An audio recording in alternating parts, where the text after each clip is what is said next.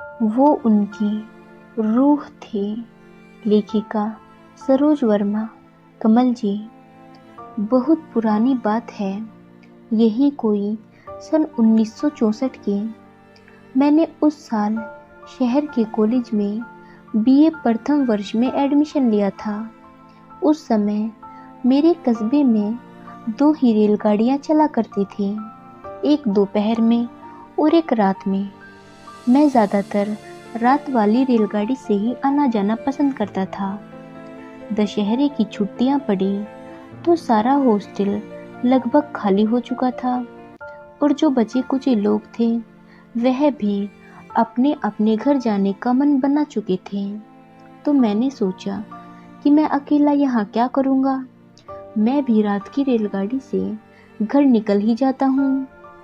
और कॉलेज आने के बाद यह मेरा अकेले पहला सफ़र था, क्योंकि जब मैं पहली बार आया था तब पिताजी मेरे साथ आए थे और अब मैंने अपना सामान बांधा और दोपहर का खाना खाकर सो गया।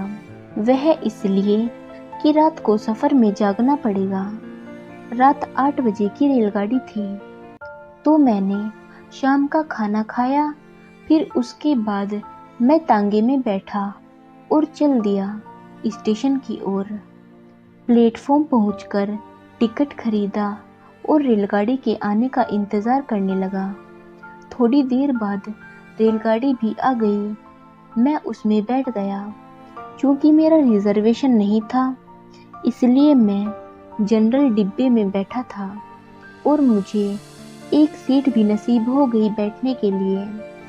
फिर बस ऐसे ही ऊँघते ऊँघते करीब 1:30 बजे रेलगाड़ी मेरे कस्बे के प्लेटफॉर्म पर जाकर खड़ी हुई।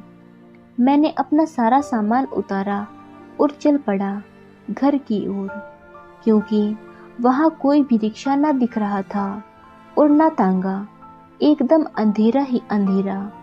उस समय स्ट्रीट लाइट भी कम ही हुआ करती थी, पर जगह जगह झुंड में कुत्ते भौंक रहे थे। मुझे थोड़ा डर लगा, लेकिन तभी मुझे किसी अनजान शख्स ने पुकारा और पूछा, बेटा रुको, कहाँ तक जा रहे हो? मैंने पीछे मुड़कर देखा तो कुर्ता पजामा पहने एक बुजुर्ग साइकिल हाथ में लिए पैदल ही मेरी ओर चले आ रहे थे। मुझे बहुत अच्छा लगा और मन में सोचा, चलो कोई तो मिला। वह तब तक मेरे पास आ चुके थे। मैंने उनसे कहा, बस थोड़ा मनिहारी गली के आगे तक जाना है।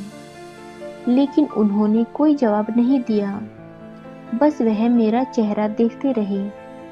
तब वह हंसकर बोले, बेटा जरा जोर से बोलो, मैं ऊंचा सुनता हूँ। मैंने कहा, अच्छा अच्छा। तब मैंने उनको एक बार और बताया कि मुझे कहाँ तक जाना है। वे बोले, कोई बात नहीं, मुझे भी थोड़ा और आगे तक जाना है और तुम अपना कुछ सामान साइकिल के कैरियर पर रख सकते हो, तुम्हारा बोझ थोड़ा हल्का हो जाएगा।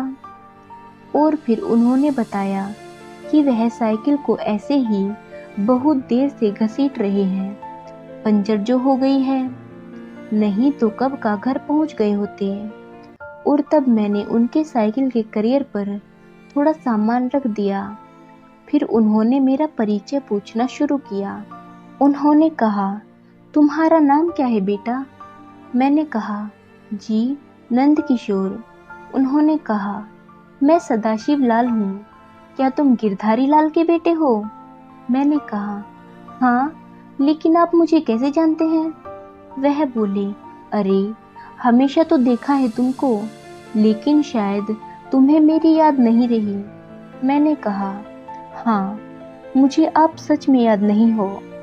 और ऐसे ही बातें करते करते मेरा घर आ गया। तो मैंने उनसे कहा, इस गली के अंदर मेरा घर है, अब मैं चला जाऊंगा। फिर मैंने उनकी साइकिल से अपना सामान उतारा, उनसे नमस्ते और धन्यवाद कहकर मुश्किल से 2 कदम ही चला होगा कि मैंने सोचा एक बार मुड़कर देखूं कि वह कहाँ तक निकले। ये सोचकर मैं पीछे मुड़ा, लेकिन वह वहाँ नहीं थे। मुझे कुछ अजीब सा लगा कि कोई कैसे अचानक से गायब हो सकता है। फिर मैंने सोचा कि हो सकता है उनके पास साइकिल थी तो तेज रफ्तार से उस पर बैठकर निकल गए होंगे।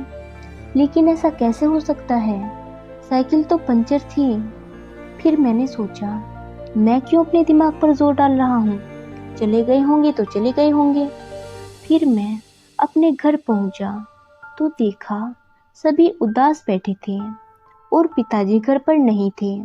मैंने माँ से पूछा तो वह बोली कि पिताजी के एक दोस्त हैं, उनके यहाँ गए हैं। मैंने पूछा, इतनी रात को?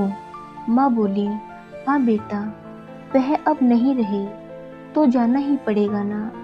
मुझे यह सुनकर थोड़ा बुरा लगा और मैंने माँ से पूछा, कौन थे वे और कहाँ रहते थे?